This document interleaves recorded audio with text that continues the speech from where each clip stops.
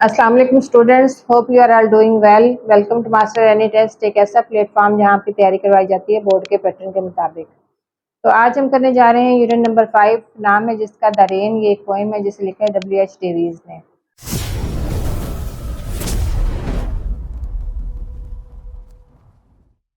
Video शुरू करने से पहले मैं आपको इसके आउटलाइंस बता देती हूँ। सबसे पहले हम पोएम का और पोएट का इंट्रोडक्शन जानेंगे। उसके बाद हम इसकी पोएम की करेंगे पैराफ्रेजिंग, फिर हम करेंगे रीडिंग कम्प्रीहेंशन। जितने भी क्वेश्चन आंसर्स बनते हैं वो तमाम यहाँ पे किए जाएंगे। उसके बाद ग्रामर करेंगे। ग्रामर में बहुत सारी चीज़ें आ जाएंगी जिसमें मेन चीज़ें हमारी मेटाफर आ रहा है। उसके बाद डेनोटेशन और कोनोटेशन आ रही है। तमाम पार्ट्स आज हम करेंगे आज की वीडियो में डिस्कस। तो वीडियो स्टार्ट करने से पहले मैं चाहती हूँ कि हम थीम जो है वो डिस्कस कर लें ताकि आपको पोएम की पैराफ्रेजिंग करने में और पोएम को समझने में आसानी हो। तो पेज नंबर 56 है। पोएम के बिल्कुल नीचे जो है ना हमें थीम जो है लिखी हुई मिल रही है बुक के ऊपर ही, तो यहीं पे हम इसको डिस्कस कर लेते हैं कि W.H. Davies favourite themes are nature and the hardship of the poor. अब W.H. डेविस जो है एक ब्रिटिश जो है ना फेमस पोइट है, और उनका जो फेवरेट पोएम थीम्स हैं पोएम की पोइट्री की, वो है नेचर, फितरत के बारे में लिखते हैं, और गरीबों की जितनी मुश्किलात हैं उनके बारे में उनको लिखना अच्छा लगता है। This poem also has a symbolic meaning. अच्छा, इस पोएम का जो है ये सिर्फ सुपरफिशियल मीनिंग नहीं है कि हम ये समझ लें कि बारिश हो रही है, पत्ते पानी पी रहे हैं, पहले ऊपर वाले पानी ले रहे हैं, उसके बाद नीचे वाले पत्तों तक पानी पहुंचता है और सूरज निकलेगा, रोशनी हो जाएगी हर तरफ। तो ये तो इसका हो गया सुपरफिशियल मीनिंग, लेकिन इसको जो है पोएट है ना उसने एक सिंबल के तौर पे यूज़ किया है। कैसे कि the upper leaves get the rain drops and quench their thirst. तो अपर लीव जो है सबसे पहले बारिश के जो कतरे हैं उनको रिसीव करते हैं और अपनी प्यास बुझा लेते हैं। Afterward these pass on the drops to the lower leaves. उसके बाद ये जो बारिश के कतरे हैं लोअर लीव्स की तरफ मूव कर जाते हैं, उन्हें पास कर देते हैं। दिस मेटाफर मीन्स, अब ये जो मेटाफर पोएट ने यहाँ पे यूज़ किया ना, इसका क्या मतलब निकलेगा कि the rich get a golden chance first. अब यहाँ पे रिच लीव्स जो है ना स्टैंड करते हैं रिच पीपल के लिए, अमीर लोगों के लिए, सोसाइटी की जो अमीर तबका है उसके लिए रिच लीव जो है ना स्टैंड कर रहा है। तो यहाँ पे जो अमीर लोग हैं वो पहले जो है ना गोल्डन चांस उनको मिल जाते हैं, अपॉर्चुनिटीज पहले उनको मिलती हैं, उससे वो फायदा उठाते हैं। And whatever remains trickle down to the poor people, और उसके बाद जो कुछ बचा कुछ रह जाता है वो गरीब लोगों तक पहुँचता है। बिल्कुल ऐसे ही जैसे कि अपर लीव जो है ना पहले बारिश का पानी पीते हैं, उसके बाद बाकी बचा हुआ पानी नीचे ट्रिकल डाउन होता है। तो रिच लीव्स जो हैं वो रिच पीपल के लिए सिंबलाइज कर रहे हैं, और लोअर लीव्स जो हैं वो पुअर लीव्स जो हैं वो कर रहे हैं poor people of the society के लिए सिंबलाइज। ठीक है, बट द पोएट होप्स, लेकिन इसके साथ साथ पोएट को ये उम्मीद भी है that there would be equality in the society, कि एक दिन सोसाइटी में इक्वालिटी होगी यानी बराबरी होगी। जस्ट लाइक द सनशाइन, बिल्कुल ऐसे ही जैसे कि सूरज की रोशनी, which spread all over the world equality, जो कि तमाम दुनिया पे इक्वली बराबर जो है ना वो फैल जाती है सूरज की रोशनी।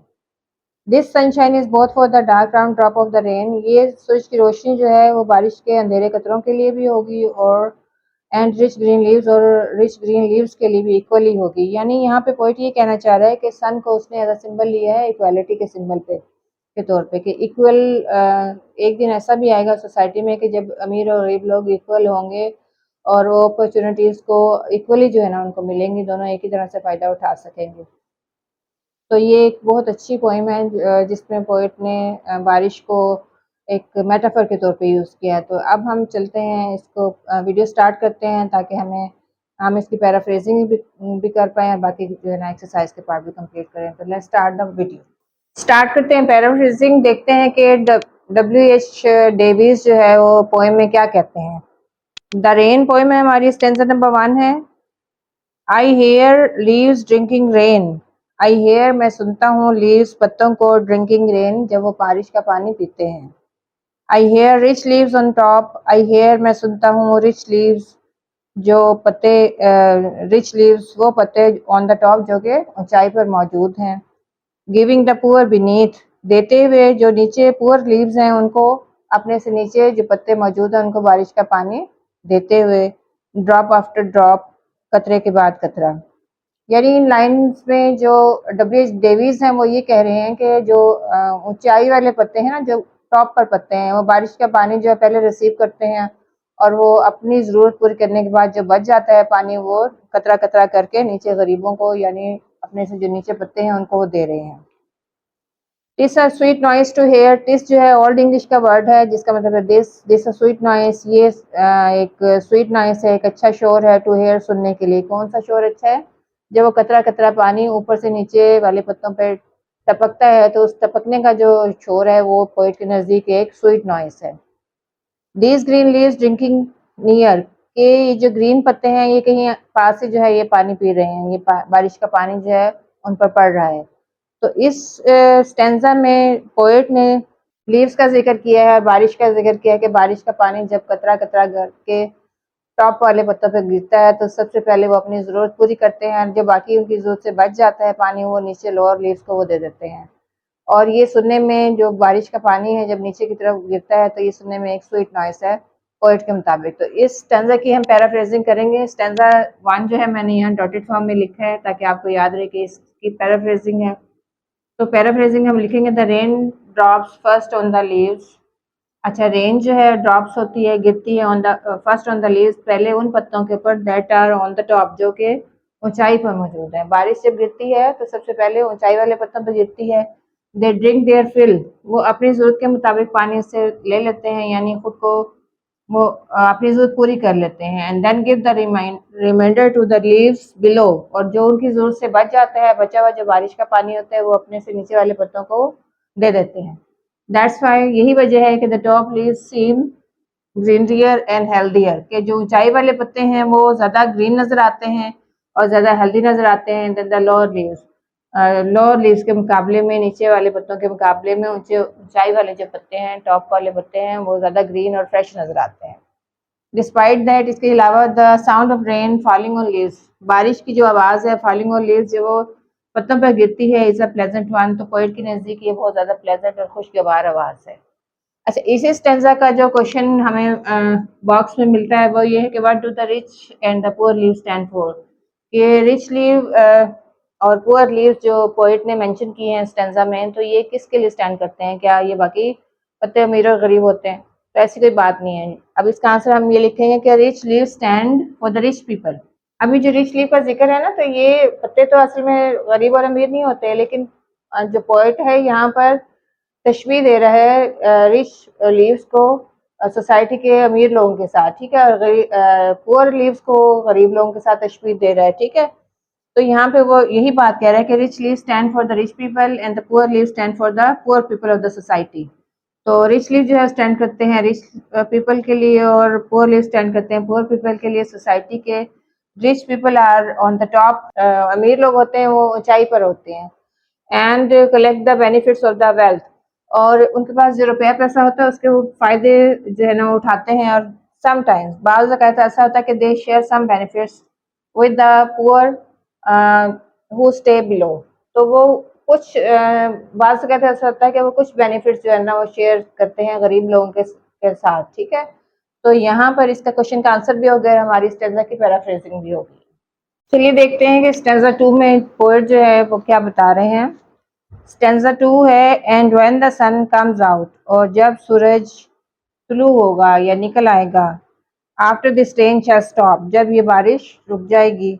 बारिश के बाद जब सूरज तुलू हो जाएगा, a wondrous light will fill, wondrous होता है हैरान कुन, ठीक है ना, हैरान कुन लाइट जो है वो भर देगी ईच डार्क राउंड ड्रॉप, हर एक डार्क और राउंड ड्रॉप को अपनी रोशनी के साथ जो है भर देगी। I hope the sun shine bright, और मुझे ये उम्मीद है कि जो सूरज है वो ब्राइट होकर चमकेगा, बहुत चमकदार होकर चमकेगा, रोशन होकर चमकेगा। It will be a lovely sight, और ये जो साइट होगी, जो नज़ारा नज़ारा होगा, ये बहुत ज़्यादा खूबसूरत होगा। तो इसकी पैराफ्रेजिंग देखते हैं क्या लिखा है मैंने। स्टेंजा 2 अगेन डॉटेड फॉर्म में लिखा है, ठीक है। उसके बाद पैराफ्रेजिंग स्टार्ट करते हैं। The rain will stop eventually, eventually होता है आखिरकार, जो बारिश है वो आखिरकार रुक जाएगी। And the sun will come out, और सन जो है सूरज जो है वो निकल आएगा। It's light will spread all over the world equally, इसकी जो रोशनी है, सूरज की रोशनी है, फैल जाएगी, विल स्प्रेड फैल जाएगी ऑल ओवर द वर्ल्ड, तमाम दुनिया पे इक्वली बराबर।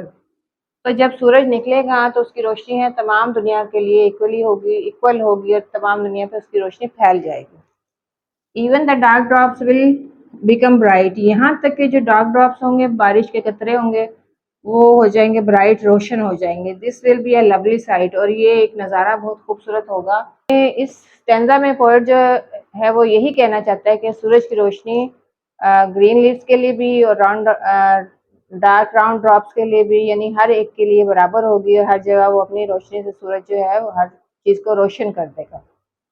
तो इसी स्टैंजा का हमारा क्वेश्चन बनता है कि do you also like the sun coming out of the rain? क्या आपको भी सूरज का निकलना पसंद है बारिश रुकने के बाद?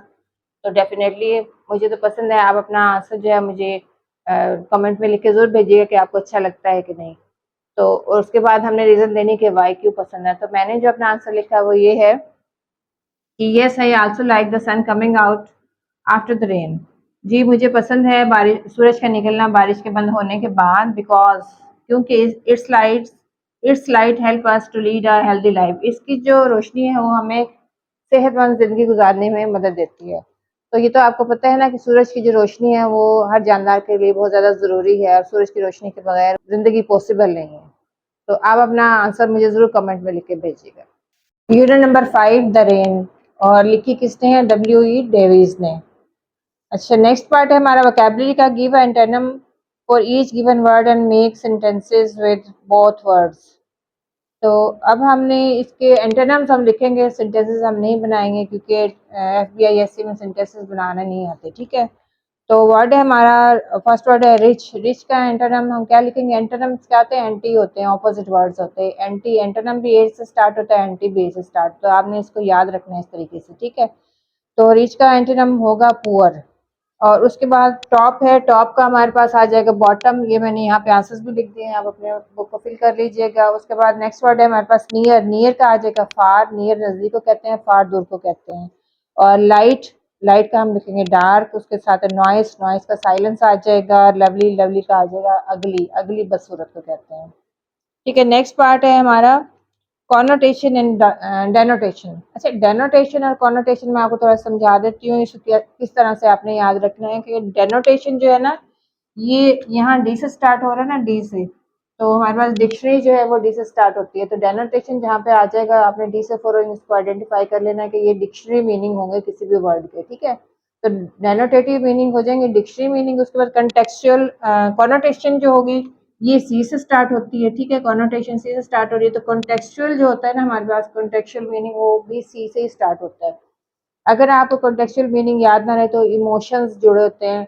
कॉनोटेशन वो मीनिंग होता है किसी भी वर्ड के जिससे हमारे इमोशंस जुड़े होते हैं। ठीक है, तो इसको इमोशंस के साथ आपने याद रखा, कॉन्टेक्चुअल मीनिंग या इमोशनल मीनिंग या कल्चरल मीनिंग। ठीक है, तो फॉर एग्जाम्पल इन्होंने 4 वर्ड्स हमें दिए हैं कि होम। होम जो है होम, हाउस, रेजिडेंस और ड्वेलिंग। ये तमाम जो चारों वर्ड है ना, ये रहने के लिए जगह, जगह ही है, रहने की जगह ही है, घर के टाइप की चीज़ें हैं जिनको हम चार मीनिंग्स भी इन्होंने हमें दिया है 4 वर्ड्स की सूरत में। अब होम जो है क्योंकि होम अपना घर होता है, होम के साथ हमारे इमोशंस जुड़े होते हैं। ठीक है, कॉन्टेक्चुअल मीनिंग इसका निकला है कोजी, आरामदेह, कंफर्टेबल। जहाँ हमारी कंफर्ट जुड़ी होती है, हमारा आराम जुड़ा होता है, उसको हम कहते हैं home. This is my home.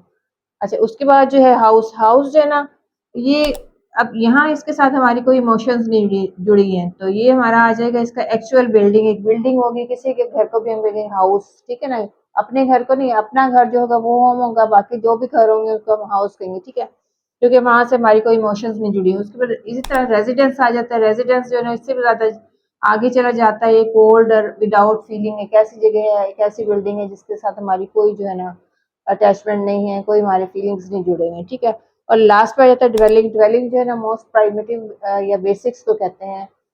तो ये चारों वर्ड हैं जो आपको डेनोटेटिव कॉनोटेशन, कॉनोटेटिव मीनिंग जो है ना वो सामने लेके आते हैं और समझाते हैं। ठीक है, तो डेनोटेटिव डिक्शनरी मीनिंग हो जाएगा और कॉनोटेटिव हमारे इमोशंस जुड़े होंगे, वो मीनिंग्स कहलाएंगे। अच्छा, नेक्स्ट वाला जो पार्ट है, इसका बी पार्ट है, उसमें क्या कह रहे हैं कि read the following sentences, answer the question given below. Sentence number A है अदील वाज सरप्राइज्ड। अच्छा, सरप्राइज जो है ये हाईलाइटेड वर्ड है। बी सेंटेंस में अदील वाज अमेज्ड और सी में अदील वाज एस्टोनिश्ड। तो सेंटेंस एक ही है लेकिन ये 3 वर्ड्स जो है ना डिफरेंट इन्होंने हमें दिए हैं, सरप्राइज्ड, अमेज्ड और एस्टोनिश्ड। तो क्वेश्चन इसका क्या बनता है कि what is the general meaning of each of the 3 sentences about Adeel? Do the words surprised, amazed and astonished have approximately the same denotation? अच्छा, वर्ड के मीनिंग जो है सरप्राइज का भी अमेज का भी, एस्टोनिश्ड का भी एक हैरान हो जाना, एकदम से हैरान हो जाने को हम बोलेंगे। सरप्राइज का भी मीनिंग यूज़ कर सकते हैं वर्ड अमेज का भी, और उसके साथ ही हम यूज़ कर सकते हैं एस्टोनिश्ड। तो अब इसका जो क्वेश्चन बनता है कि क्या ये तीनों जो वर्ड हैं ये सेम डेनोटेशन रखते हैं, यानी इनके जो डिक्शनरी मीनिंग है क्या इनका सेम ही है? तो yes, these three words have approximately the same denotation. तीनों की एक ही तरह की डेनोटेशन है, यानी सेम ही इनका डिक्शनरी मीनिंग आ जाएगा। ठीक है, उसके बाद क्वेश्चन नंबर 2 बनता है use dictionary to find out what additional meanings are suggested by astonished. तो एस्टोनिश के साथ कौन से जो है ना हम एडिशनल मीनिंग्स जो है वो अटैच हुए हैं? तो इसका हमने लिखना है कि एस्टोनिश का जो है अगर हम डिक्शनरी में जाके देखें ना तो fill with sudden wonder and amazement. इसका मीनिंग क्या बनेगा? Fill with sudden wonder and amazement, अचानक एकदम से हैरान हो जाना, उसको हम बोलेंगे एस्टोनिश्ड। ठीक है, और it has no other additional meaning. और अगर हम उसमें डिक्शनरी में जाके देखें ना इसका अलग से मीनिंग फाइंड आउट करने चाहें तो इसमें हमें डिक्शनरी में कोई इसका अलग से जो है ना मीनिंग इसका नहीं मिलता, एडिशनल मीनिंग नहीं मिलता। तो इसका मीनिंग यही आया कि filled with sudden wonder and amazement. ठीक है, क्वेश्चन नंबर 3 के what would a person be surprised और astonished at seeing a ghost. तो किसी भी भूत को, घोस्ट भूत को कहते हैं, वो भूत को देखने के बाद कोई इंसान जो एस्टोनिश्ड होगा या सरप्राइज्ड होगा। तो क्योंकि दोनों के मीनिंग सेम ही है तो वो एस्टोनिश्ड भी आप यूज़ कर सकते हैं, सरप्राइज्ड भी आप यूज़ कर सकते हैं, दोनों का सेम ही डिक्शनरी मीनिंग है। ठीक है, तो ये हमारा हो गया यहाँ पे पार्ट वोकैबुलरी वाला पूरा। Unit number 5 the rain. Vocabulary का पार्ट हम कर रहे हैं C. Which connotation is more positive. Connotation यानी कंटेक्चुअल मीनिंग, यानी वो मीनिंग जिसके साथ हमारे इमोशंस जुड़े हुए हैं। ठीक है, तो पॉजिटिव जो है, ज़्यादा पॉजिटिव है, उसको हमने चूज़ करना है। सेंटेंस नंबर 1 है हमारे पास, our trip to the Khewra mines was dash fine आएगा कि वंडरफुल आएगा। तो इसमें वंडरफुल जो है ना ये मोस्ट पॉजिटिव है, मोर पॉजिटिव है, तो यहाँ पे हम लगाएंगे वंडरफुल। सेंटेंस 2 है dash people road on roller coasters. तो ब्रेव पीपल और full Hardy people. Full Hardy people जो होते हैं ना वो डूइंग, वो पीपल लोग होते हैं कि डूइंग समथिंग रिस्की है विदाउट थिंकिंग, बगैर सोचे समझे कुछ भी ऐसा रिस्की जो है ना काम कर लेना, उनको हम बोलेंगे फुल हार्डी। तो ब्रेव पीपल यहाँ पे जो है ना मोर पॉजिटिव कॉनोटेशन है, तो यहाँ हम लगाएंगे ब्रेव पीपल। ए वाला जो है ऑप्शन करेक्ट है। तो यहाँ पे आंसर्स मैंने लिख भी दिए हैं, आप अपनी बुक पे फिल कर लीजिएगा। सेंटेंस नंबर 3 है कि he was dash animals in the we saw dash animals in the zoo. तो यहाँ पे फैसिनेटिंग आएगा कि वियर्ड आएगा। फैसिनेटिंग होता है वेरी इंटरेस्टिंग, और वियर्ड होता है स्ट्रेंज एंड अनयूजुअल। तो यहाँ पे जो पॉजिटिव कॉनोटेशन है वो फैसिनेटिंग है, तो यहाँ पे हम लगाएंगे we saw fascinating animals in the zoo. Sentence number 4 है some of the monkeys made dash faces, hilarious faces और amusing faces। तो यहाँ पे हम लगाएंगे amusing faces। तो amusing का मायने है कि something that makes you smile, ऐसी चीज़ जो आपको हंसने में मजबूर कर दे। और दूसरी hilarious का मीनिंग आ जाएगा extremely funny, जो बहुत ज़्यादा फनी हो, जिसपे आप हंस हंस के आपके पेट में बल पड़ जाए। तो ऐसा तो monkeys जो है ना उसके साथ हम लगाएंगे कि amusing। ठीक है, उसके बाद है sentence number 5 everyone had a dash on his or her face on the way home. तो स्माइल होती है कि स्mirk होती है? स्मिर्क जो होता है एक ऐसे स्नीकी स्माइल होती है, जैसे तंजिया से मुस्कुराहट होती है ना छोटी सी, तो उसको हम स्मिर्क कहते हैं। तो यहाँ पर जो मोर पॉजिटिव कॉनोटेशन है वो हमारी स्माइल है। तो everyone had a smile on his or her face on the way home. घर जाते हुए हर किसी के फेस के ऊपर स्माइल होती है। ठीक है, एक्सरसाइज डी है हमारी विच कॉनोटेशन इज मोर नेगेटिव। अब यहाँ पे फर्स्ट पे हमने पॉजिटिव वाली कॉनोटेशन लिखी थी, यहाँ पे हमने लिखी है नेगेटिव कॉनोटेशन। ठीक है, we bought some souvenir at the Khewra mines.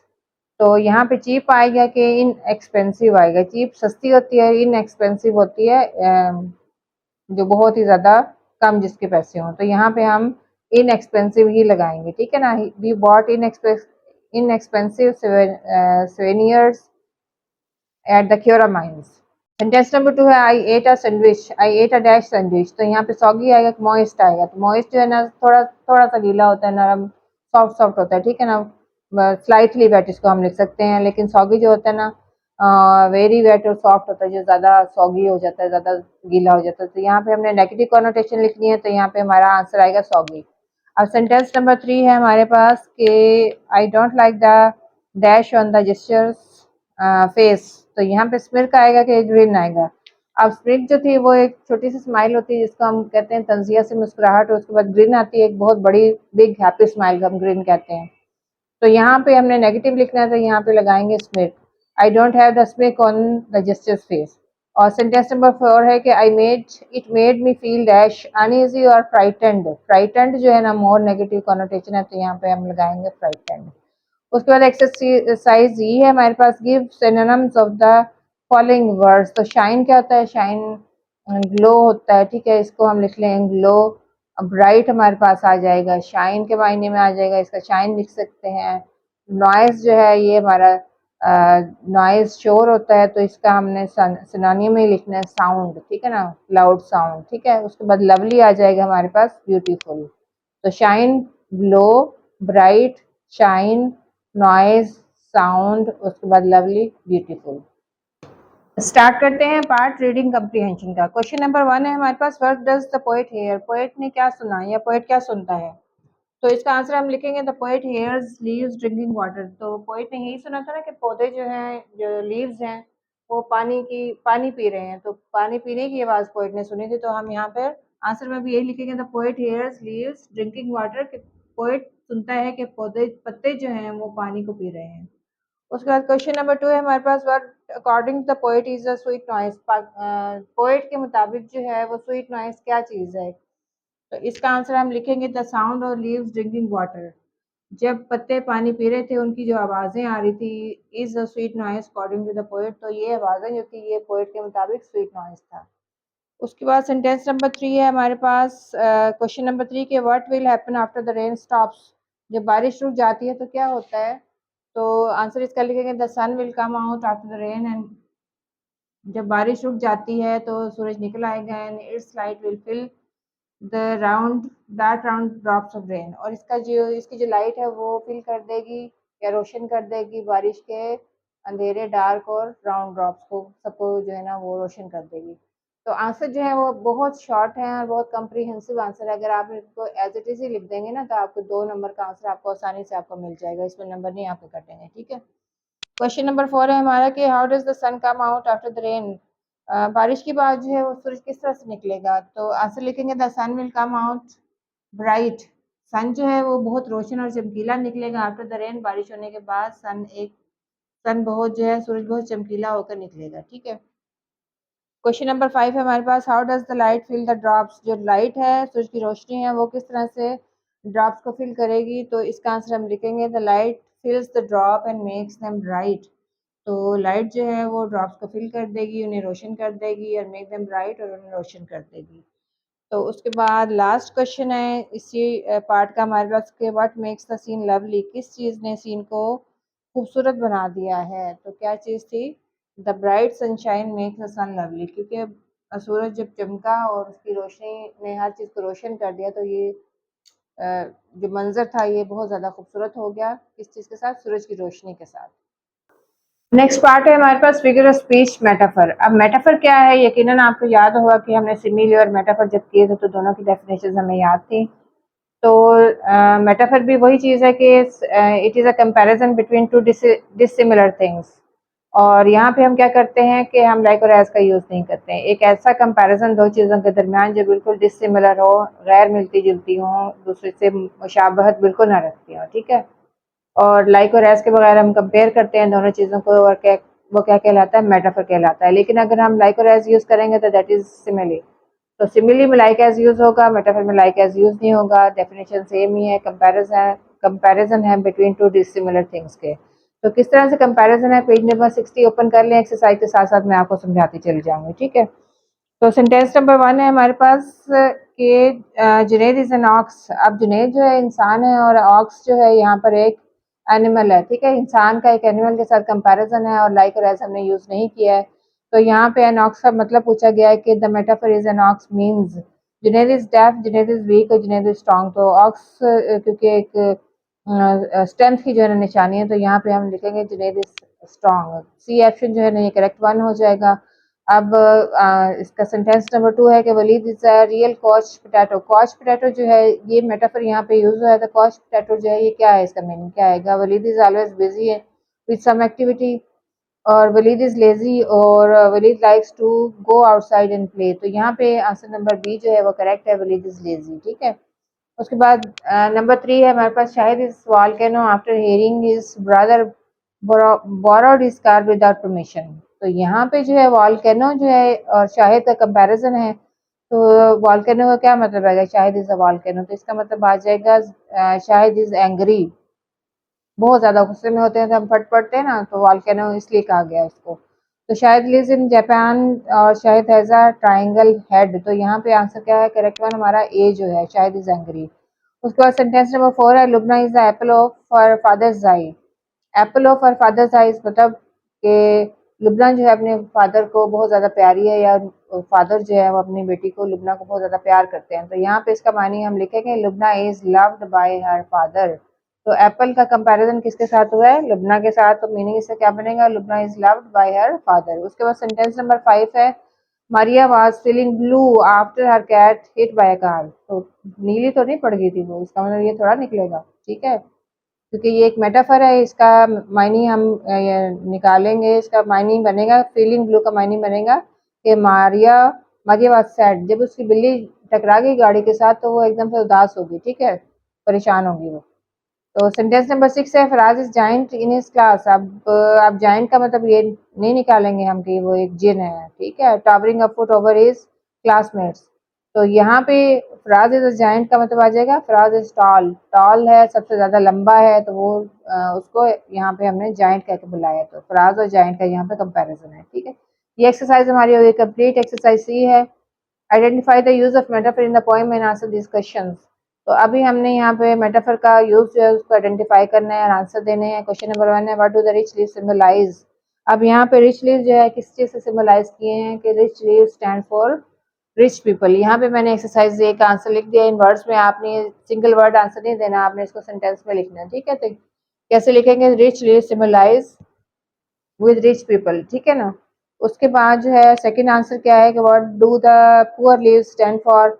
तो poor leave stand for the poor people, तो यहाँ पे आ जाएगा poor leave stand for poor people. ठीक है, उसके बाद नंबर 3 आ जाएगा हमारे पास, क्वेश्चन है कि what does the sun symbolize. अब सन किस चीज के लिए सिंबलाइज कर रहा है, किस चीज का सिंबल है, तो यहाँ पे लिखेंगे the sun symbolize the equality. ठीक है, यहाँ पे नंबर 3 भी मैंने सिंगल वर्ड ही आंसर दिया है, लेकिन आपने सिंगल वर्ड आंसर कभी भी नहीं लिखना है, इसके नंबर फिर आपको नहीं मिलेंगे, you have to write in a sentence form. ठीक है, उसके बाद नेक्स्ट एक्सरसाइज हमारे पास एक्सरसाइज डी। एक्सरसाइज डी से पहले हमें फिर एक फिगर स्पीच जो है उसके ऊपर उसको रिवाइज करना है, दैट इज पर्सोनिफिकेशन। पर्सोनिफिकेशन क्या है कि पर्सन अगर निकाल दें, फिकेशन अगर हम निकाल दें तो पर्सन बच जाता है हमारे पास। ठीक है, पर्सन यहाँ से आपने इसको याद रखना कि जब हम किसी पर्सन की या किसी इंसान की क्वालिटीज किसी चीज को हम दे देते हैं, दैट इज कॉल्ड पर्सोनिफिकेशन। ठीक है, जैसे हमने वो पढ़ा था उसमें डैफोडिल्स में, flowers are fluttering and dancing. तो फ्लटर और डांस करना जो इंसानी क्वालिटी थी जो हमने फ्लावर्स को दे दी थी, और फ्लावर्स को हमने कर दिया था पर्सोनिफाई। तो पर्सोनिफिकेशन क्या होगी कि इंसानी क्वालिटीज जब हम किसी ऑब्जेक्ट को दे देंगे तो दैट इज कॉल्ड पर्सोनिफिकेशन। तो यहाँ पर एक्सरसाइज डी में हमसे 2 क्वेश्चन पूछे गए हैं, identify the use of personification in the poem, answer this questions. हमने पर्सोनिफिकेशन को आइडेंटिफाई करना है और आंसर करना है इन 2 क्वेश्चंस का। तो क्वेश्चन नंबर 1 है, which object is being personified in the poem. तो कौन सा ऑब्जेक्ट है इस पोएम के अंदर जो पर्सोनिफाई किया गया है।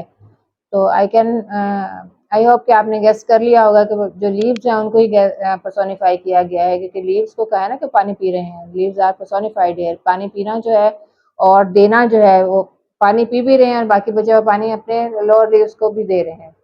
तो यहाँ पे पीना और लेना जो है, देना जो है, ये इंसानी क्वालिटीज है जो हमने पत्तों को दे दी हैं। तो यहाँ पे leaves are personified in the poem. ठीक है, यहाँ पे भी सिंगल वर्ड आंसर लिखा है, लेकिन आपने यहाँ पे सेंटेंस के फॉर्म में आंसर देना है कि leaves are personified in this poem. उसके बाद क्वेश्चन नंबर 2 है कि which human traits are given to that object. तो हमने कौन से ट्रेट्स दिए हैं, कौन सी खूबियां दी हैं पत्तों को, ऑब्जेक्ट को। तो हम इसका लिखेंगे drinking and giving are the human traits which we have given to the leaves। ठीक है, drinking and giving are the traits which we have given to the leaves। तो यहाँ पे ये आपका आंसर हो गया है कंप्लीट। और अब हम चलेंगे next part, that is grammar. The rain given number 5, अब हम करेंगे ग्रामर वाला पार्ट, जिसमें हमें सबसे पहले करना है ट्रांजिटिव और इंट्रांजिटिव का डिफरेंस है वो समझना है।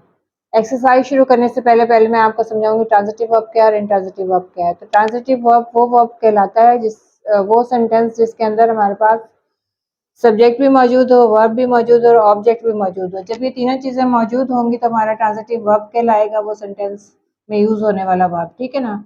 और ऐसे ही सेंटेंस की हम बना सकते हैं पैसिव वॉइस। और इंट्रांजिटिव वर्ब वो वर्ब कहलाता है जिसमें हमारे पास सब्जेक्ट और वर्ब तो हो लेकिन ऑब्जेक्ट हमारे पास ना हो, और इस तरह के सेंटेंसेस की हम पैसिव वॉइस नहीं बना सकते। तो अब हम आते हैं एक्सरसाइज की तरफ। पेज नंबर है आपका, पेज नंबर है 61 और एक्सरसाइज ए है हमारी। Pick out the verb in each sentences and state whether it is transitive और इंट्रांजिटिव। तो पहले तो हमने इसके अंदर से वर्ब निकालना है, उसके बाद हमें बताना है कि ट्रांजिटिव है या इंट्रांजिटिव वर्ब है, ठीक है। तो सेंटेंस नंबर 1 है द सन शाइन्स ब्राइट। अब ब्राइट जो है यहाँ पर हमारे पास आ गया है, ये वर्ब नहीं, ऑब्जेक्ट नहीं है। सन हमारे पास सब्जेक्ट आ गया है, शाइन हमारे पास वर्ब आ गया है। शाइन का जो ऑब्जेक्ट है वो हमारे पास मौजूद नहीं है, तो इसका हम पैसिवाइज नहीं बना सकते, तो ये हमारा कहलाएगा इंट्रांजिटिव वर्ब, ठीक है। आई हेयर अ नॉइस, तो नॉइस जो है, आई जो है सब्जेक्ट है, हेयर वर्ब आ गया, नॉइस हमारे पास आ गया ऑब्जेक्ट, तो इसका हम पैसिवाइज बना सकते हैं, तो ये कहलाएगा हमारा ट्रांजिटिव वर्ब, ठीक है। सेंटेंस नंबर 3 है Ali drives the car carefully. अब जो है अली हमारे पास सब्जेक्ट आ गया, ड्राइव्स वर्ब आ गया और कार हमारा आ गया है ऑब्जेक्ट, और केयरफुली यहाँ पे हमारा क्या है, ऑब्जेक्ट एडवर्ब ऑफ मैनर है। तो इस तरह का ये सेंटेंस जो है हमारा पैसिवाइज बन सकता है, इसका ये हमारा हो जाएगा ट्रांजिटिव वर्ब। सेंटेंस नंबर 4 है you got angry with your sister. तो विद योर सिस्टर जो है ये एंग्री का, गॉट का जो है वो ऑब्जेक्ट नहीं है, तो लिहाजा इस सेंटेंस का हम पैसिवाइज नहीं बना सकते, तो ये हो जाएगा हमारे पास इंट्रांजिटिव वर्ब। सेंटेंस नंबर 5 है Sarmad Sarmad at a lot of sweets. तो ये लॉट ऑफ स्वीट्स जो है ये हमारे पास ऑब्जेक्ट है किसका, एट का, तो यहाँ पे ये हो गया हमारे पास ट्रांजिटिव वर्ब। उसके बाद सेंटेंस नंबर 6 है कि everyone tried very hard to win the race. तो ट्राइड का ऑब्जेक्ट यहाँ पे नहीं है, हमारे पास डायरेक्ट ऑब्जेक्ट नहीं है, तो ये हमारे पास हो जाएगा इंट्रांजिटिव वर्ब, क्योंकि इसका हम पैसिवाइज नहीं बना सकते, ठीक है। सेंटेंस नंबर 7 है कि शी नोज द सीक्रेट। तो यहाँ पे सीक्रेट जो है ये नोज का ऑब्जेक्ट आ जाएगा, तो ये हो जाएगा हमारे पास ट्रांजिटिव वर्ब, यानी जिसका हम पैसिवाइज बना सकते हैं।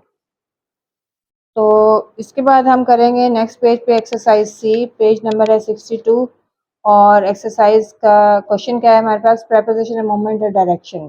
Fill in the blanks with appropriate prepositions। तो यहाँ पे कुछ पिक्चर्स दी हैं, साथ में हमें फिलिंग करनी है preposition की, ठीक है ना। नंबर 1 पे इन्होंने सॉल्व करके दिया हुआ है कि सारा is getting out of the taxi.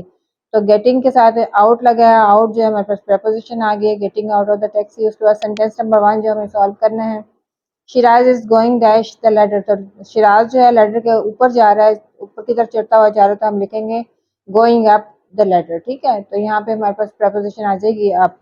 Answers यहाँ पे भी लिख दिए हैं, यहाँ से भी आप फिल कर सकते हैं। उसके बाद हमारे पास सेंटेंस नंबर 2 है the furniture is dash the van. Van के अंदर फर्नीचर रखा हुआ है, तो यहाँ पे हम लिखेंगे the furniture is in the van. उसके बाद सेंटेंस नंबर 3 है कि my friend lives in a flat dash a shop. Shop के ऊपर फ्लैट है, तो यहाँ पे लिखेंगे अबव द शॉप। उसके बाद है sentence number 4 the boss is coming dash the corridor. तो coming through the corridor, corridor में से चलते हुए आ रहे हैं बॉस, तो यहाँ पे हम लिखेंगे कमिंग थ्रू द कॉरिडोर। उसके बाद सेंटेंस नंबर 5 है कि there is a garage dash the house. तो गैराज बिसाइड्स द हाउस, यहाँ पे preposition ऐड होगी। सेंटेंस नंबर 6 है कि we walked dash the lake. तो हम लेक के साथ चलते हुए गए, तो यहाँ पे हम लगाएंगे वॉक्ड अलोंग द लेक, ठीक है। सेंटेंस नंबर 7 है कि there statue dash of the dash the museum. Museum के सामने एक स्टेचू है, तो यहाँ पे हम लिखेंगे in front of the museum. Last हमारे पास ब्लैंक है कि Hasan and Ali are walking dash the stadium. तो out of the stadium, Hasan and Ali are walking out of the stadium, ठीक है। ये एक्सरसाइज हमारी होगी कंप्लीट। अब आते हैं नेक्स्ट पेज की तरफ, जहाँ पे एक एक्टिविटी इन्होंने हमें दी हुई है। एक्सरसाइज सी है कि where did the fly go, put in this preposition appropriately। preposition कौन कौन सी हमें दी हैं, around, into, on, out of, through, under और अप, ठीक है। तो यही preposition हमने फिल करनी है सेंटेंसेस में। यहाँ पे एक्सरसाइज की सारी जो फिलिंग है मैंने लिख दी है, यहाँ से भी चेक कर सकते हैं आप, अपने फिल कर सकते हैं वो। तो सेंटेंस नंबर 1 है एग्जाम्पल इन्होंने पहले दी कि the fly came in through the door, through जो है हमारे पास आ गई है प्रपोजिशन। अब नेक्स्ट वन से हमने खुद फिल करना है कि it flu dash the chair. अब जहाँ जहाँ फ्लाई गई है ना वहाँ वहाँ उसके अकॉर्डिंगली हमने प्रपोजिशन ऐड करनी है। तो सबसे पहले the it flu under the chair, ठीक है, अंडर आ जाएगा यहाँ पे।